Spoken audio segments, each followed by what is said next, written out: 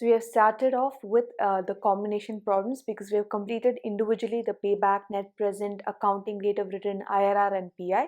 All the 5 methods individually we have completed. So let's start the combination problems, which is a combination of all the techniques. For this, the first question is we have to find out payback, NPV and ARR. Now when you have combination problems, first thing you need to keep in mind is under for which technique what kind of cash flows are required. I think last class we had told about this, except for ARR, that is accounting rate of return. All the other cash flows are after tax and before depreciation. Payback, NPV, PI and IRR. All the 4. Only one technique, that is ARR, requires only earnings after tax. Now the question gives us cash flows which is clearly mentioning it is after tax. Okay. Now here the cost of the project is rupees 1 lakh, the life is 5 years and the present value find out at 10%. Cash flows are after tax. So the question is directly giving you cash flows are after tax. What are the cash flows we require for ARR is directly given in the question. So first let's solve ARR and then we can create the table converting the cash flows and then we can find out payback and NPV. So coming to ARR, the first method, there are 3 steps as we well known. First is average EAT, all the cash flows for the years divided by the life. We arrive at 34,000 as the average investment of the project. Next step 2 is average investment, that is original investment divided by 2, because we have 3 conditions here. Neither scrap value is given, neither additional working capital. Therefore, we consider the first condition itself, which gives 1 lakh, that is the original investment divided by 2, rupees 50,000 as average investment. Step 3, accounting rate of return. Step 1 that divided by step 2, average EAT divided by average investment multiplied by 100.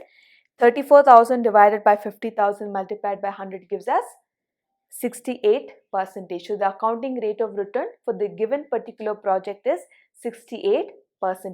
Now let's find out for the payback and NPV.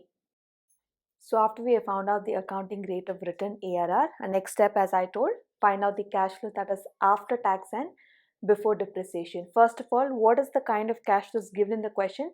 After tax, that means EAT.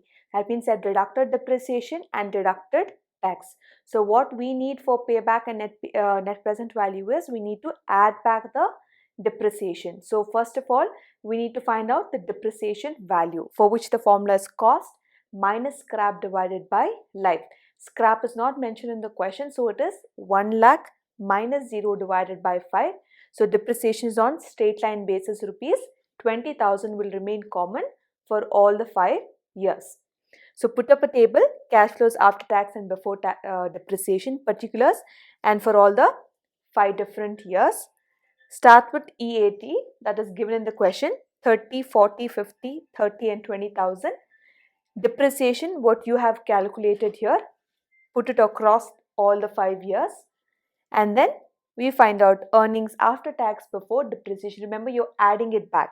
So 30 plus 20, 50,000, 40 plus 20, 60,000, 50 plus 20, 70,000, 30 plus 20, 50,000, and 20 plus 20, 40,000. So these are the final cash flows that you will be considering for payback and NPV. So we have completed ARR and we have completed the finding out of cash flows after tax and before depreciation. Now we will solve payback and NPV method. You can do it 2 separate tables, or you can do it in 1 table. We have here, we have the earnings, that is the second what we did, right? The table calculating. So those final cash flows, not the one given in the question, but the one that we have found out using the table, are the values given here. And then cumulative cash flows, cash inflows, present value at 10%, and the PV factor. Now here again, if you want, if you're getting confused, you can write it right here as column numbers, 3rd and 4th. So in order to find out the 5th column, you need to multiply the 2nd column multiplied by the 4th column. So as first we need to find out the payback period. How do we find out? Find out the cumulative cash flows. What is the original investment rupees 1 lakh. We need to check in this cumulative, where does 1 lakh appear? Right in the second year.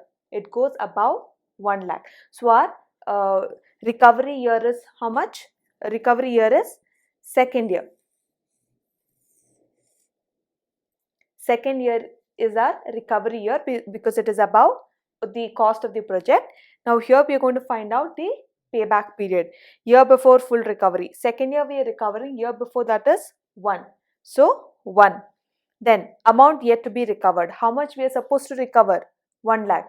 How much in the previous year have we recovered? 50,000. So 1 lakh minus 50,000 divided by 60,000, which is next year cash flow.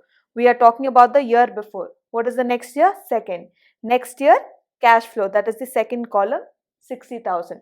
So if we simplify, 1 plus 50,000 divided by 60, that is the implementation here. And once we solve, we get the answer 1.83 years. After payback period, next is net present value, year, all the 5 years.